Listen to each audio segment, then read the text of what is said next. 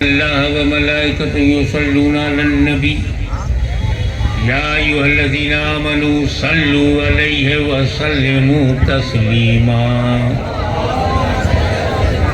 अल्लाहुम्मा सल्लि अला सय्यिदिना मौलाना मुहम्मदिन व अला आलि सय्यिदिना मौलाना मुहम्मदिन व सल्लिम कमा तुहिब्बु व तुर्ज़ी अन तुसल्ली अलैहि सलातन व सलामन अलैका या रसूलल्लाह।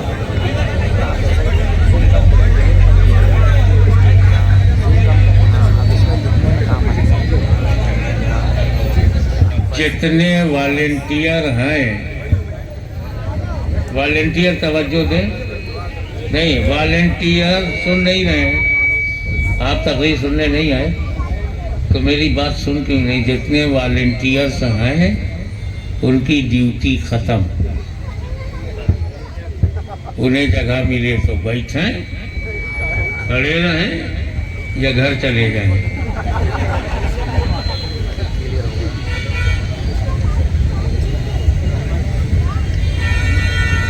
ये बम्बई है, आमची मुंबई।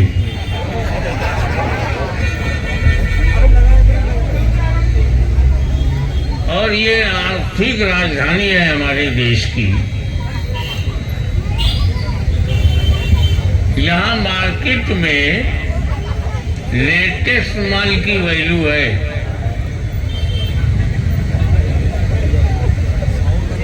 कहते ये पुराना है, रखो। कोई लेटेस्ट मोबाइल है,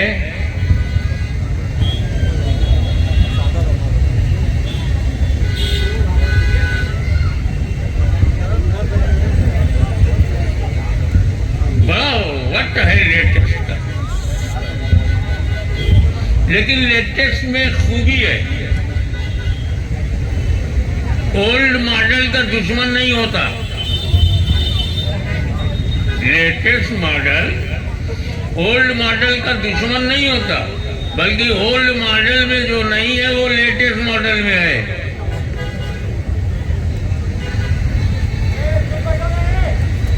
ऐसे ही रिलीजियन है, ओल्ड रिलीजियन आदम अलैहिस्सलाम लेकर आए, और लेटेस्ट रिलीजियन रसूल पाक लेके आए। अब लेटेस्ट के होते हुए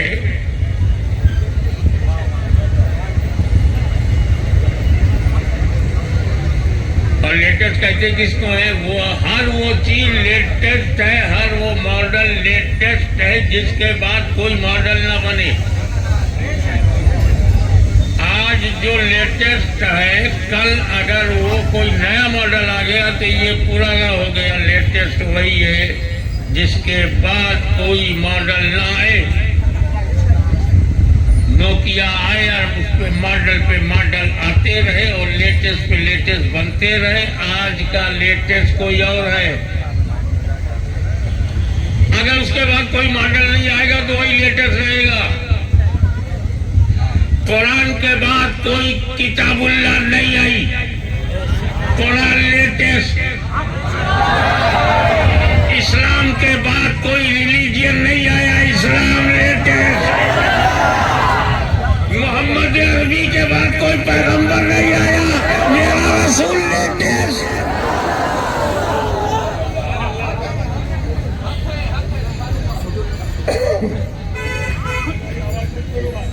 करने दो, आप कौन है आवाज रोकने वाले?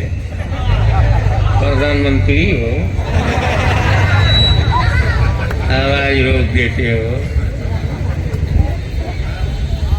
मैं हर आवाज की इजाजत देता हूँ, वजू जोड़ो वाली हो या तोड़ो वाली हो।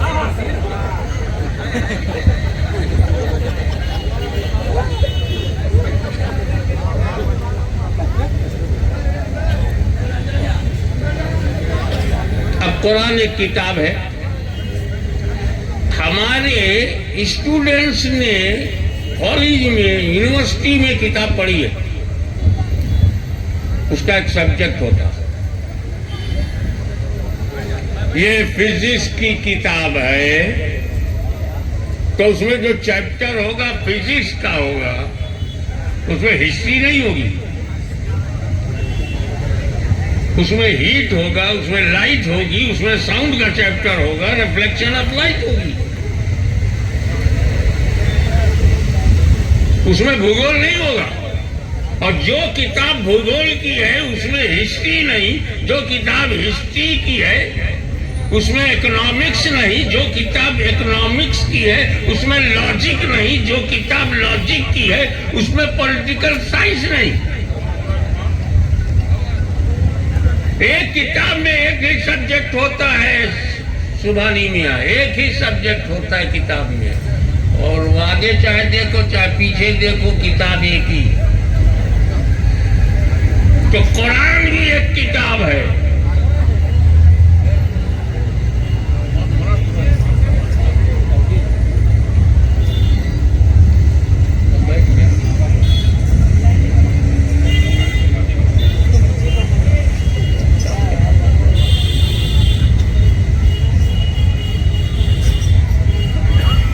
और कोई डिस्टर्बेंस हो तो कर लीजिए, फिलअप कर लें।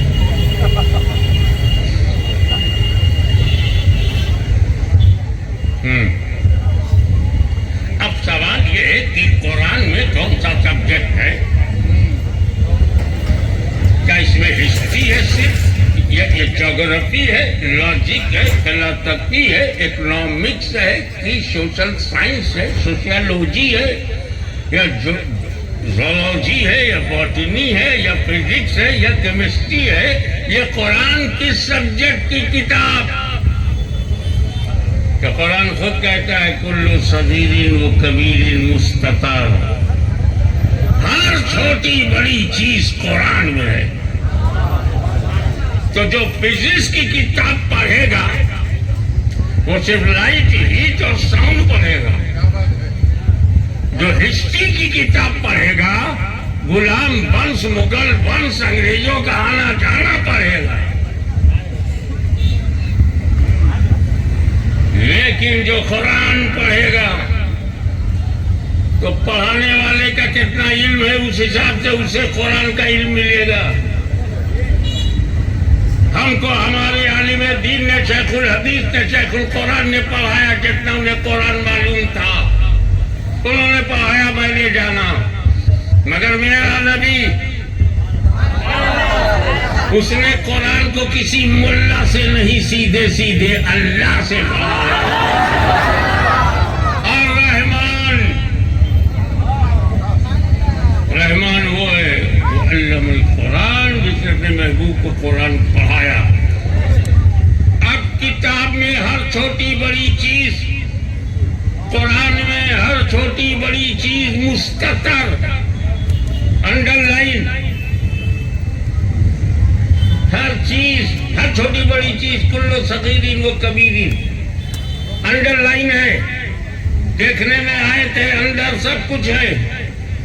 हम नहीं जानते, तुम नहीं जानते, मगर अल्लाह तो जानता है अंडरलाइन क्या है। अल्लाह तो जानता है कि कुरान में कुल्ले सगीर व कबीर कौन कौन है। अब पढ़ाने वाला अल्लाह हो, सब्जेक्ट किताबुल्लाह हो, पढ़ने वाला रसूलुल्लाह हो, तो हर छोटी बड़ी चीज का इल्म नबी को हो गया।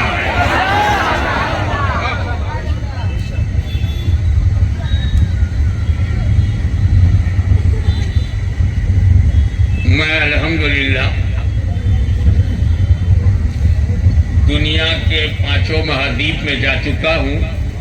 I visited all 5 big continents of the world, so many countries, मगर मुझे ईसाई तो मिले, इंजील का हाफिज नहीं मिला। मुझे फलस्तीन में यहूदी तो मिले, तौरेत का हाफिज नहीं मिला। मैंने सोचा कोई तो हाफिज है, तो रहनुमाई हो गई।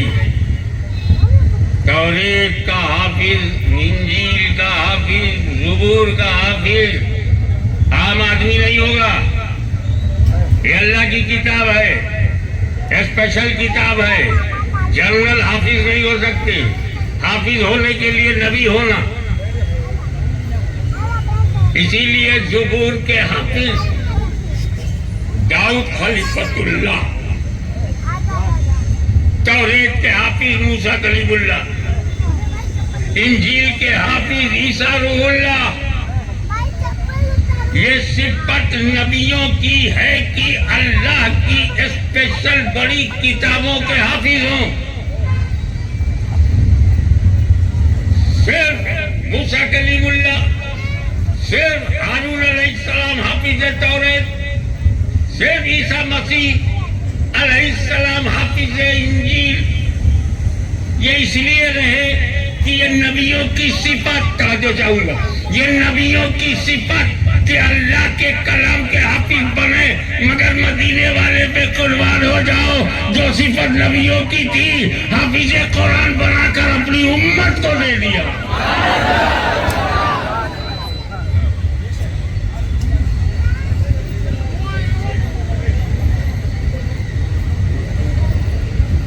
कोई किताब ये चैलेंज नहीं करती कि मेरी तरफ 3 आयतें एक ही बना के लाओ। शास्त्रों में, धार्मिक ग्रंथों में, महापुरुषों के कथनों में ये चैलेंज नहीं मिलता।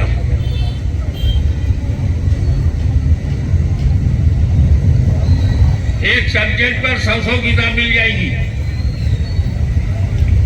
जन्मभूमि से लंका तक की किताबें सैकड़ों मिल जाएंगी।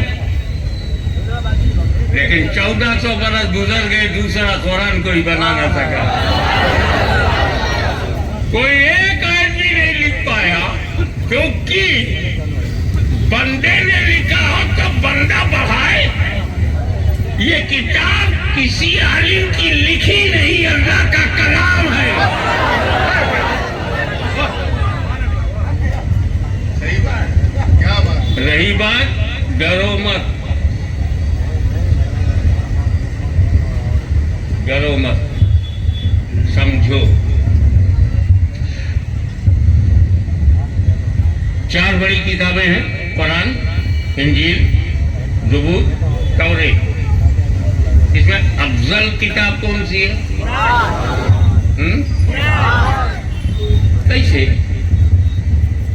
अरे चाहे तौरेत हो, इंजील हो, ज़बूर हो, 2-3 हो, अल्लाह का कलाम है। कुरान भी अल्लाह का कलाम है। अल्लाह का कलाम अल्लाह के कलाम से बड़ा कैसे होगा? क्या बात है। मुकाबला करना तो किसी और जात को सामने लाओ। क्या बात। एक ही जात का कलाम उसी की जात से अफजल है।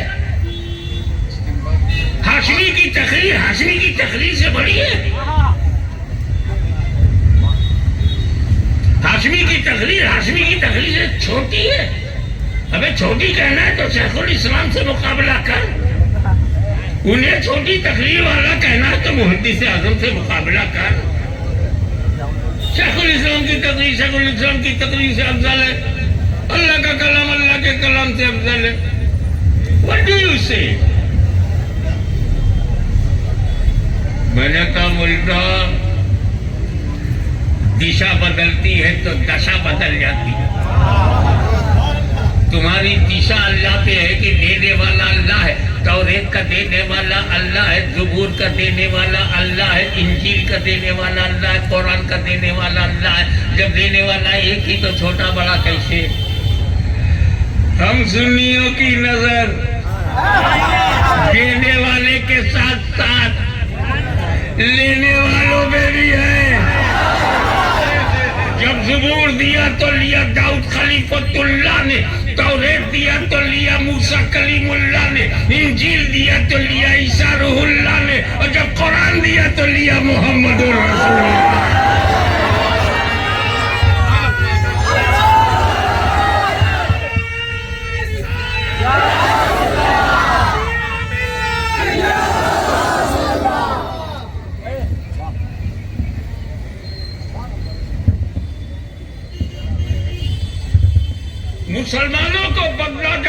समझता है, कुरान को नहीं।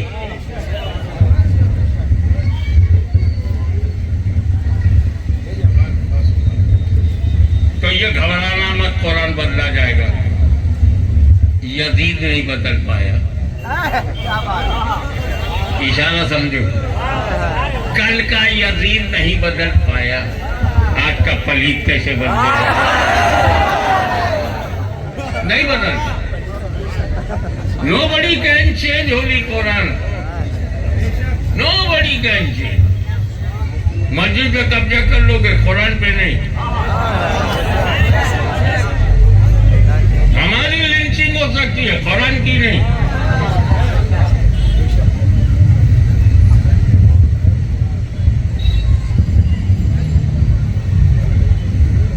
इसलिए कि कुरान की हिफाजत की जिम्मेदारी रब ने अपने जिम्मे करम में ले लिया है। मैं मुहाफिज़े कुरान हूँ। अरे जब खालिक की हिफाजत में है तो मखलूक क्या करे? जब हाकिम की हिफाजत में है तो महकूम, जब रज़्ज़ाक़ की हिफाजत में है तो मरज़ूक़ क्या करे? अरे जब रचयिता ने हिफाजत में ले लिया तो रचनाएं क्या कर पाएंगी?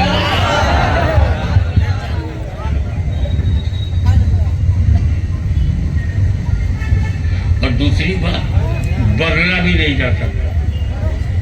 क्या बात? कुरान की हिफाजत अल्लाह के जिम्मे करम में, लेकिन कोई बदल नहीं सकता। अल्लाह का कलाम है, नहीं बदल सकता। अल्लाह का कलाम तो तौरेत भी था, अल्लाह का कलाम इंजील, अल्लाह का कलाम ज़बूर, कैसे बदल गए? अल्लाह का कलाम कुरान है, कैसे नहीं बदल सकता? तो बताओ अंदर की बात। मूसा अलैहिस्सलाम ने जब तौरेत दिया था तो सिर्फ तौरेत दिया था, अहले बैत नहीं दिया।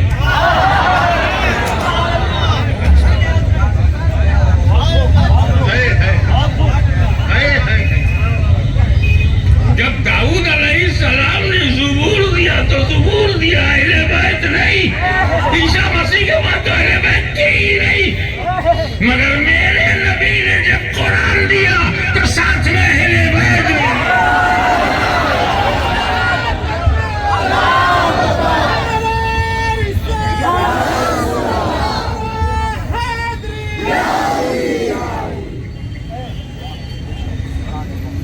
जनाब, कुरान को साथी अहले बैत को बनाया।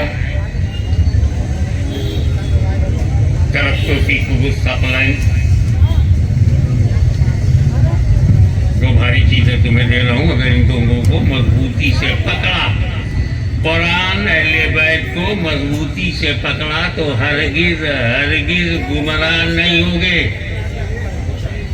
कमाल है यार, गारंटी है। वाकई में सलात नमाज कायम करो, गारंटी नहीं है जन्नत मिलेगी। तो ज़कात दो, गारंटी नहीं है।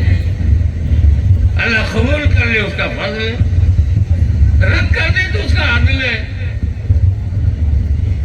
You can't do anything against Allah Almighty। और यहाँ कुरान और अहले बैत के साथ रहोगे तो गारंटी है हरगिज हरगिज गुमराह नहीं हो। तो अगर दहिसर और कुर्ब और जवार और अक्खी बंबई में पूरे महाराष्ट्र में अगर कोई गुमराह मिला, हम समझ जाएंगे या तो इसने कुरान छोड़ा है या अहले बैत से पंगा लिया है।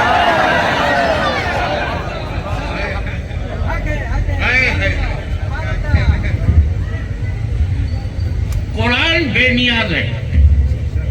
कुरान डजंट केयर एनीवन, क्योंकि वो अल्लाह का कलाम है। अल्लाह डजंट केयर एनीवन, अल्लाह समद, अल्लाह बेनियाज है। कुरान का तर्जुमा गलत लिखो कुरान हाथ नहीं पकड़ेगा, कलम नहीं पकड़ेगा। कुल हुवल्लाहु अहद का तर्जुमा 3 कर दो, कह दो ये महबूब अल्लाह 3 है, कुरान नहीं रोकेगा और जन्नत भी नहीं रोकेगी, जा जहन्नम में।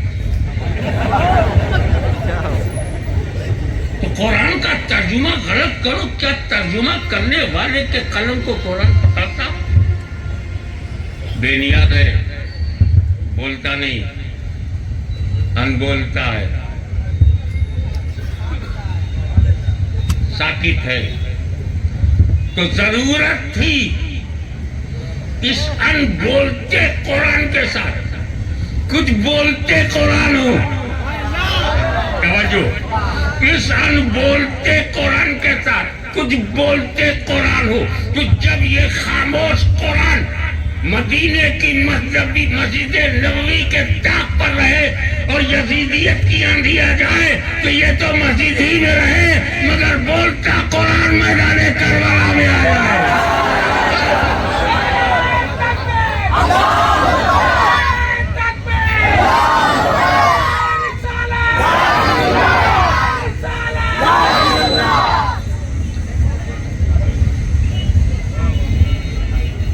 इसलिए जब रूह कुरान पर अटैक किया तो बाबुल इल्म अलीउल मुर्तजा मुश्किल कुशा शेरे खुदा करमल्लाहु वजहुल करीम,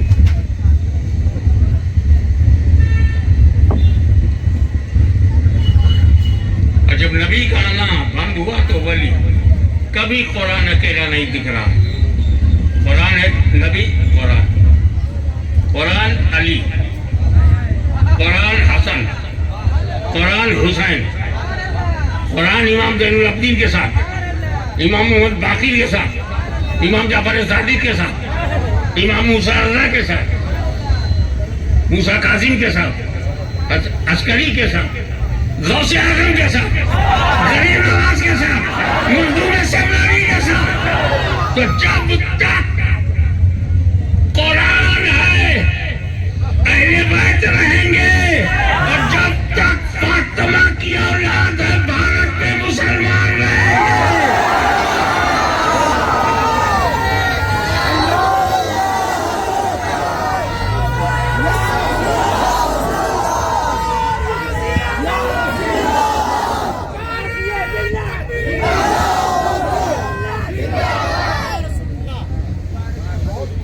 और जानते हैं आप,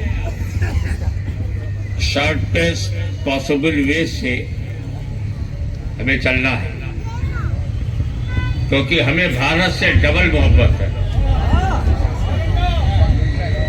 भारत से हमको डबल मोहब्बत, सुन्नी मुसलमानों को। वो मैं उनकी बात नहीं करता, वो कट्टरपंथियों की, आतंकवादियों की, वो सऊदिया सपोर्टेड जमातों की मैं जिक्र नहीं करता। अरब के जो राजा के हैं उनका मैं जिक्र नहीं करता, अजमेर के ख्वाजा के जो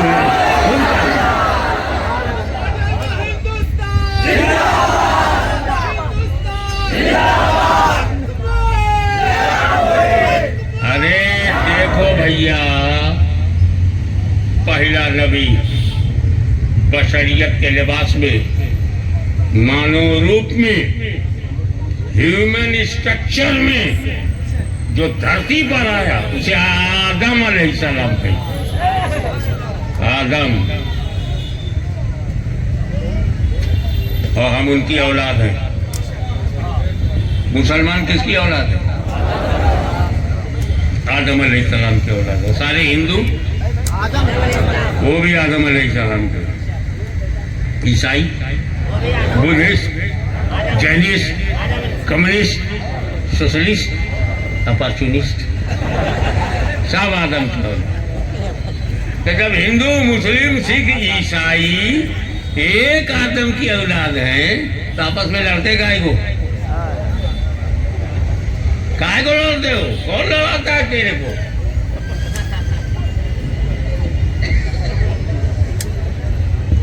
जो जो पैदा हुआ है उसके दादा कौन है? हम पैदा हुए, हमारे दादा। बंबई में जो पैदा हुआ उसका दादा?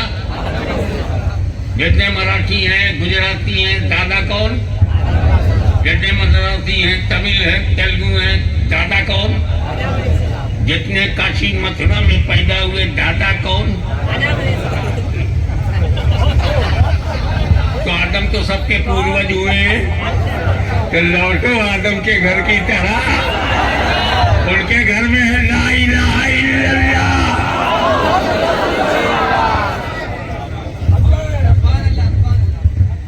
और आदम ने धरती पर जब पहला कदम रखा तो हमारा भारत आज तो सिकुड़ गया है, लेकिन यार जब मुल्कों में बटा नहीं था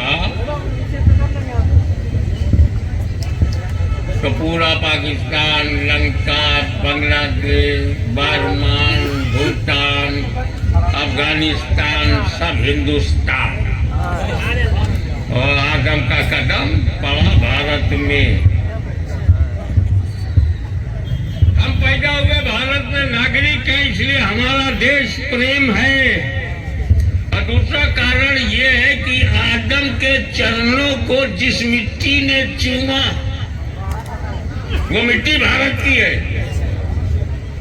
नबी का पहला कदम जिस देश में पड़ा वो भारत है। और जब नबी के हम मानने वाले, चाहने वाले हैं, तो उन्हीं के चरणों के प्रताप से हम बोलते हैं मेरा भारत महान। न आदम का कदम होता, न अल्लाह का करम होता। एक बात और बोल के आगे बढ़ जाऊं। आदम अलैहिस्सलाम ने जब अपने चरणों से भारत की धरती को महानता दी, सर्वश्रेष्ठ धरती बनाया, उनके पैर से जो मिट्टी लग गई उस मिट्टी का मुकद्दर सुरैया से भी ज्यादा बुलंद। मैं क्यों ना कहूं मेरा भारत महान। और एक ऊंची बात बोलूं, जब आदम ने पहला कदम भारत की धरती पर रखा तो अकेले नहीं थे, उनके जिस्म अतहर में नूरे मोहम्मदी भी था।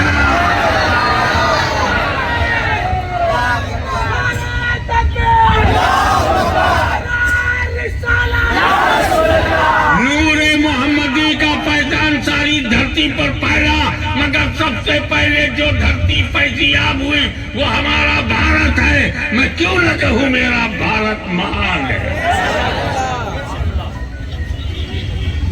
तो हमारे यहाँ नबी हैं, इसीलिए हम खुदा को जानते पहचानते हैं। तो उनकी मजबूरी हम समझते हैं, उनके पास सब है, नबी नहीं है। पर नबी जानते थे कि एक नबी के जाने के बाद कहीं उम्मत गुमराह न हो जाए, कहीं भटक न जाए, कहीं फिसल न जाए, कहीं बदअकीदा न हो जाए। तो फरमाया मैं कुरान को तला नहीं दूंगा तौरेत की तरह, बल्कि अहले बैत भी दूंगा। नबी, अली, फातिमा, हसन, हुसैन, पंजतन। मगर हमारी पहचान ये नहीं है, हम इसे मानते हैं। हमारी पहचान क्या है? दो को मान, दो पंजतन। पहले सुन्नत के पास डबल पंजतन है, नबी, अली, फातिमा, हसन, हुसैन। घर से पंजतन, नबी, सिद्दीक, फारूक, उस्मान, अली। डर से पंजतन। न नबी का घर छोड़ेंगे, नबी का डर छोड़ेंगे। वो बड़े बदकिस्मत लोग हैं कि एक पंजतनी है। हम सुन्नी मुसलमान डबल पंजतनी है। लिहाजा बम्बई के एक पंजतनियों हमारा एहतराम करो, हम डबल पंजतनी है। पर एक बात बोले बगैर रहूंगा नहीं। नबी, अली, फातिमा, हसन, हुसैन। नबी, अली, नबी, सिद्दीक, फारूक, उस्मान, अली। मौला अली मुश्किल कुशा तुम पर मेरे माँ बाप कुर्बान। क्या तकदीर लेके आए।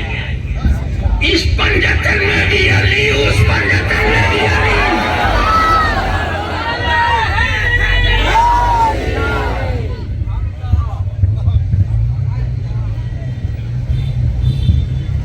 आप देखें मसला है कि आदम अलैहिस्सलाम, शीश अलैहिस्सलाम, नूह अलैहिस्सलाम, नबियों को तुम क्या बोलते हो? अलैहिस्सलाम। मूसा अलैहिस्सलाम, ईसा अलैहिस्सलाम, दाऊद अलैहिस्सलाम, हारून अलैहिस्सलाम, इसहाक अलैहिस्सलाम, इस्माइल अलैहिस्सलाम, इब्राहीम। लेकिन जब बात आती है मुस्तफा जाने रहमत की, इन्हें भी अलैहिस्सलाम कह सकते हो, आका अलैहिस्सलाम, सैयदुल अंबिया अलैहिस्सलाम कह सकते हो, लेकिन इनके लिए खास है क्या? सल्लल्लाहु अलैहि वसल्लम। कोई नहीं कहेगा आदम सल्लल्लाहु अलैहि वसल्लम, मूसा सल्लल्लाहु अलैहि वसल्लम, कोई नहीं बोलेगा। हाँ तो ये है यार, नमाज में दरूद इब्राहिमी पढ़ते हो, सल्लैता अला इब्राहिम कहते हो, वला अले इब्राहिम बोलते हो, फिर भी हज़रत इब्राहिम सल्लल्लाहु अलैहि वसल्लम को नहीं कहता, सब अलैहिस्सलाम। मगर जब नबी की बात आती तो अलैहिस्सलाम भी कह सकते हो, और खास सल्लल्लाहु अलैहि वसल्लम। ये अंबिया के ताल्लुक से हमारा अकीदत और मोहब्बत का मुजाहरा है कि अंबिया के लिए अलैहिस्सलाम, इमामुल अंबिया सल्लल्लाहु अलैहि वसल्लम। अब जमाते साहबा में देखो, सबको हम रज़ी अल्लाह ताला अन्हु कहते हैं। हज़रत अबू बकर, अब तुम हम नाम लेने का सवाब, तो रज़ी अल्लाह अन्हु को तुम्हें कहने का सवाब मिल रहा है। ये सब फ्री में सवाब मिल रहा है।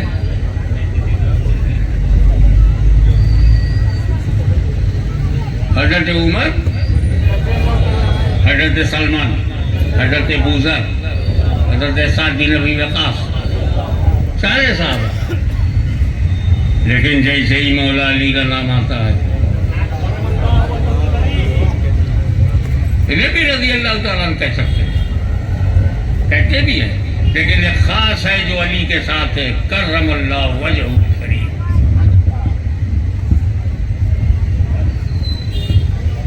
अल्लाह मुकर्रम करे चेहरे को, न दिमाग की बात हो रही है, न दिल की बात हो रही, चेहरे को। साफ अली, चेहरे अली मुर्तजा। अबे चेहरे में कौन सी खास बात है जिसके लिए तुम कहते हो कर्रमल्लाहु वजहहु करीम? वजहहु करीम, वजह चेहरा। ये समझने के लिए तुम्हें देखना पड़ेगा मौला अली की तर्ज़े जिंदगी।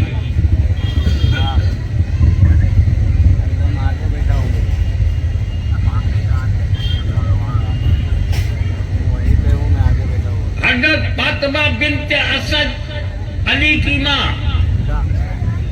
तवाफ में मसरूफ, मुझे नहीं मालूम 3 हुआ था या 4 हुआ था। दौरान तवाफ शी फेल्ट लेबर पेन, प्रसव पीड़ा, वो दर्द जो बच्चा जना जाए। मर्द औरतों की भीड़ में कैसे हो, न देखा आओ न देखा ताओ, काबे का दरवाजा खोला, अंदर घुस गए। वहीं मौला अली ने जन्म लिया। देखे कितने लोग कैच करते हैं। ऐसी जन्मभूमि दिखाओ।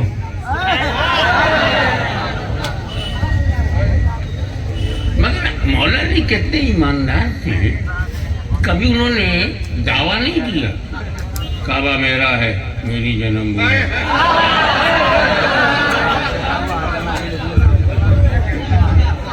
और अली के परिवार ने भी कभी कंप्लेंट नहीं किया, अबू बकर सिद्दीक दो ये अली जन्मभूमि है, मुर्तजा जन्मभूमि है। ईमानदार लोग ऐसा नहीं करते। अरे साफ साफ नहीं कहूंगा तो क्या ढाक के बोलूंगा? अरे मुंह पे डंके की चोट पर यजीद की औलाद नहीं, अली की औलाद।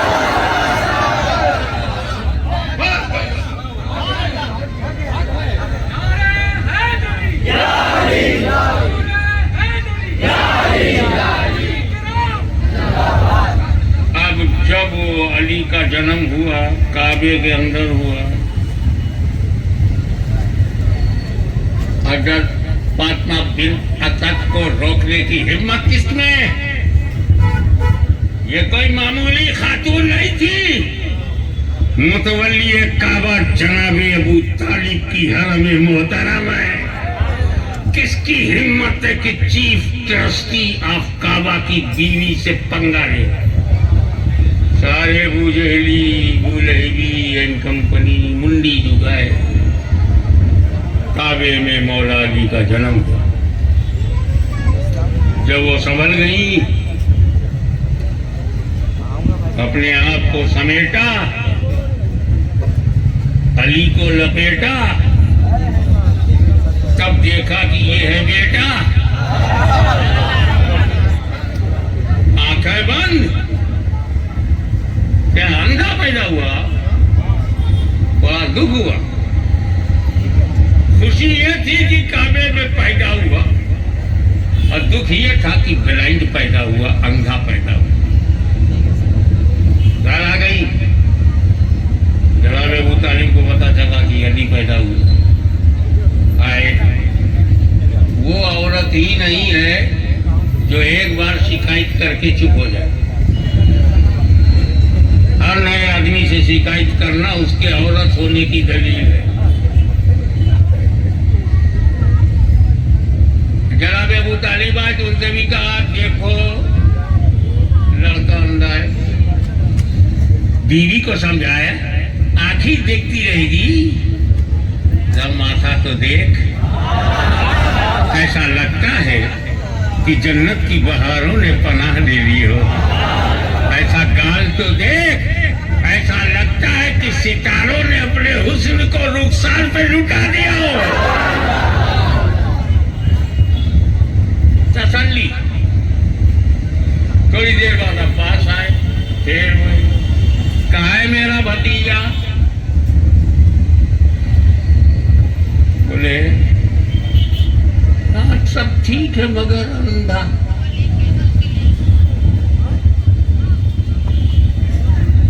धीरे धीरे होले होले ये खबर मुस्तफा जाने रहमत। एक दिन, 2 दिन, 3 दिन, आई डोंट नो, काफी दिनों के बाद या दूसरे तीसरे दिन मौला अली की पैदाइश की खबर मुस्तफा जाने रहमत सल्लल्लाहु अलैहि वसल्लम को हुई। काशाने नबूवत से चल पड़े। चचा अबू तालिब के घर आए। चची जान से कहा, मेरा भाई अली कहाँ है? वही मोहम्मद सब ठीक है, लेकिन तेरा भाई अंधा पैदा हुआ।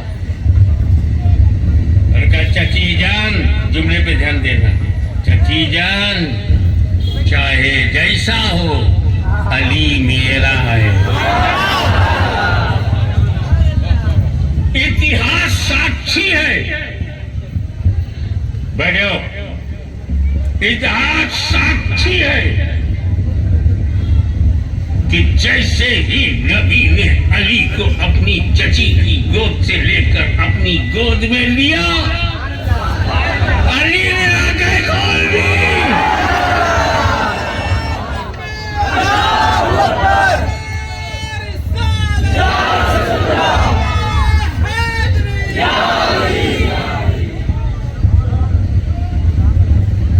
क्या मतलब? न माँ को देखेंगे न बाप को, न माँ को देखेंगे न बाप को, सब सबसे पहले देखेंगे नबूवत माँ को।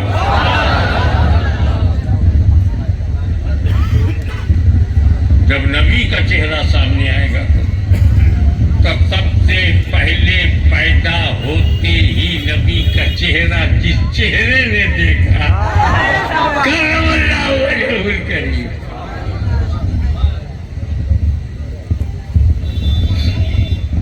एक और अंदर की बात बताऊं, जब अली पैदा हुए, जब मौला अली पैदा हुए, अब दोनों एक साथ नहीं बोलेंगे। एक गाय गाय बोले की क्या यार, मर्द के साथ औरत मिक्स कर रहे हैं। अब मुस्कुराकर जब आप रिलैक्स हुए हैं तो ये समझते चलिए, तो जब अली पैदा हुए हैं तो दावे नबूवत रसूल ने ऐलाने नबूवत नहीं किया। जब मौला अली पैदा हुए तब तक रसूल ने अपनी नबूवत का ऐलान, उनके घर वाले नहीं जानते थे कि ये नबी है। सदरतील कुबरा को नहीं मालूम ये नबी है, न हज़रत ज़ैद को मालूम ये नबी है, न बनो हाशिम को मालूम ये नबी है, न अब्दुल मुत्तलिब को मालूम, न आमिरा को मालूम। ऐलान नहीं किया। ऐलान के बाद सबने जाना, उससे सहाबी कहते हैं, और जो ऐलान से पहले पहचान ले उसे अली कहते हैं।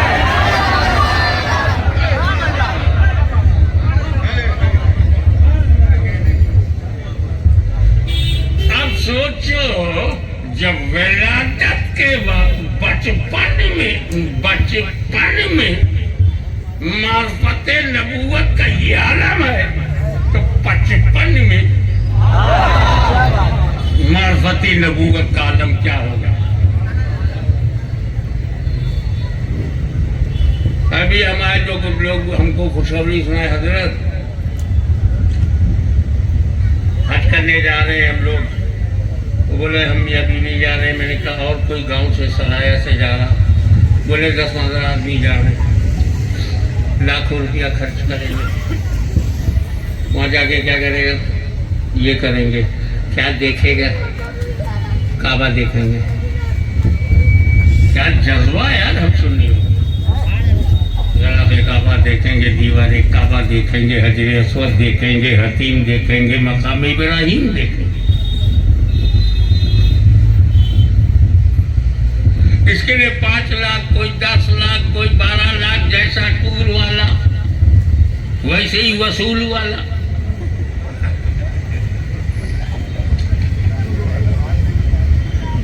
मगर हमारा जज्बा है, या अली मुर्तजा, आपके गुलाम 2 लाख, 5 लाख, 10 लाख खर्च करके काबा देखना चाहते। सरकार, आप तो अंदर पैदा हुए थे, फ्री में दर्शन हो रहा है, आग बंद क्यों की? फ्री फंड में आँख खोलते काबा देखते। हम तो बाहर ही देख के बाहर हो जाते, आप तो अंदर देख के बाहर आते। आँख बंद क्यों? आपके गुलाम लाखों रुपया खर्च करके काबा का बाहरी हिस्सा, आपको अंदरूनी हिस्सा मिला देखने को, और आपने जानबूझकर आंखें बंद कर ली। उनका मेरे गुलाम सुन, जब मैंने काबा साफ कर दिया उसके बाद तुझे मिला, 307 को ठिकाने लगाया। जब तत्हीरे हरम, और आज तू जा रहा है तो पाक साहब काबा है, चाहे अंदर से देख चाहे बाहर से, लेकिन जब मैं पैदा हुआ था तो काबे की दीवारें ही नहीं थी, उसमें 360 पत्थर भी थे। मैं आँख खोलता, बुतों को देखता, तो सुन, तेरा अली पत्थरों की परस्तिश के लिए नहीं, उसे असली जगह पहुंचाने के लिए पैदा हुआ है। यही वजह है, निकाल दिया पत्थर 360। एक और था बाबा हजरे असवद, उसको नहीं निकाला। या रसूल अल्लाह 360 निकल गए, सही जगह पर पहुंचा दिया।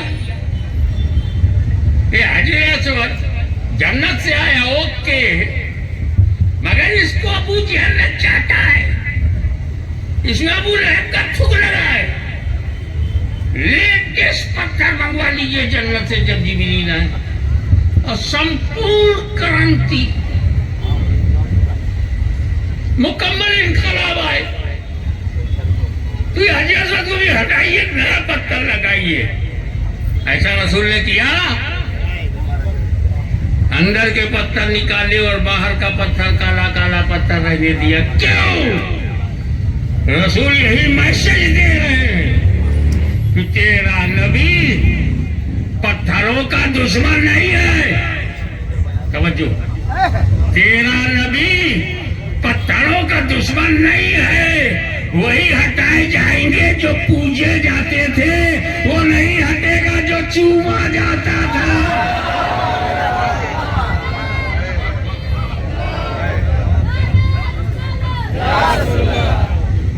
तो जब नबी ने बता दिया पूजना और है चूमना और, क्यों नहीं करता मौलवी गौर?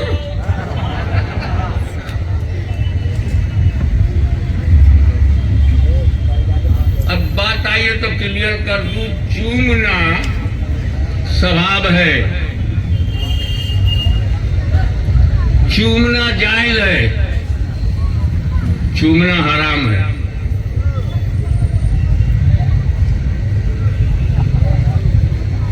आपने अपने बच्चे को चूमा जायज है, अपनी माँ के कदम को चूमा सवाब है, पड़ोसन को चूमा हराम है।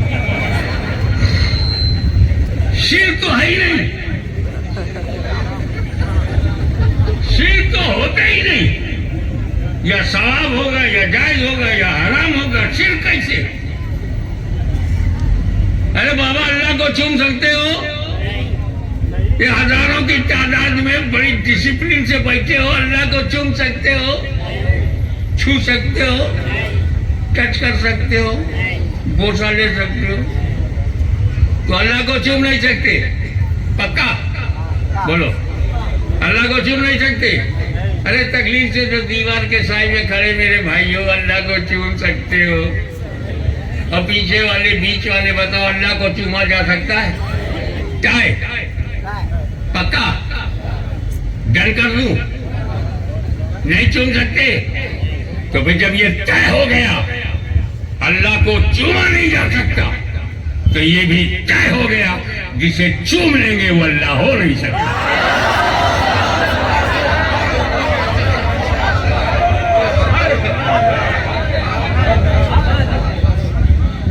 रसूल शिर्क मिटाने आए थे, चूमा काय को? यही बताने हर पत्थर चूमे नहीं जाते, जन्नती पत्थर चूमे जाते हैं। यही तो समझा रहा हूं, हर बशर नहीं चूमा जाता, जन्नती बशर चूमे जाते हैं। और ढिठाई देखो, रसूल ने हजर को चूमा है, हजर को चूमेंगे, हजर को चूमा है, हजर को चूमेंगे, काबे में लगे हुए काले पत्थर को चूमा है, हम पत्थर को चूमे। रसूल ने आदमी को कहा चूमा, रसूल ने इंसान को कहा चूमा, इंसान ने, रसूल ने बशर को कहा चूमा। ऐसे तुम भी जोर से बोलना, मेरे रसूल ने हजर भी चूमा है और बशर भी। अल्लाह के घर में हजर असवद को चूमा, अपने घर में हसन हुसैन को चूमा, पेशालिए हसन को चूमा, गुलहुए हुसैन को चूमा, रुखसारे हसनैन को चूमा, घर में अपने नवासों को चूमा, हसन हुसैन को, अल्लाह के घर में हजर असवद को, अपने घर में हसन हुसैन को, और गुलामों को रास्ता दिखा दिया। ऐसा हजर मिले तो हजर चूमो, ऐसा बशर मिले तो बशर चूमो।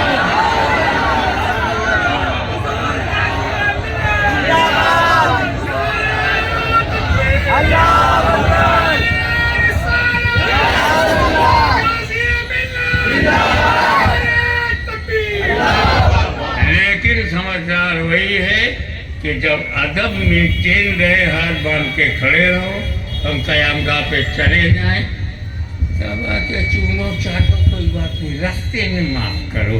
वाखरो दावाना ने